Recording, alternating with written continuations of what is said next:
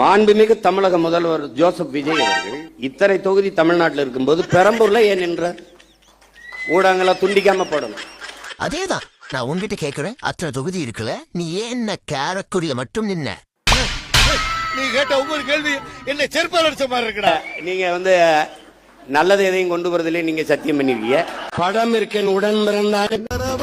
சென்னை மாநகராட்சி மற்றும் நகராட்சிகளில் உள்ள அம்மா உணவகங்களை புதுப்பிக்க முதலமைச்சர் விஜய் உத்தரவிட்டிருக்கிறார். நான் கேள்வி எழுப்புறேன். சட்டமன்றத்திலிருந்து அங்கே எழுப்பியிருப்பேன், இப்ப இல்ல. நடிக்கும் போது வராத ஜோசப் அரசியல் வரும்போது ஜோசப் விஜய் அந்த படங்களை திருப்பி ஜோசப் விஜய் ஏன் அந்த முதல் படத்தில் அறிமுகம் முகமது ஜோசப் விஜய் போடல? எப்படி?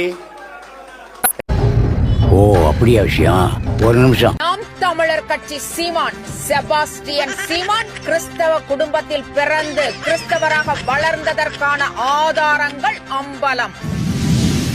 2008ஆம் ஆண்டு ஈழத்தில் போர் நடந்து கொண்டிருந்த போது போலி பாஸ்போர்ட்டில் இலங்கைக்கு பயணித்த ஆவணங்களும் சாட்சியமும். நான் படிச்சு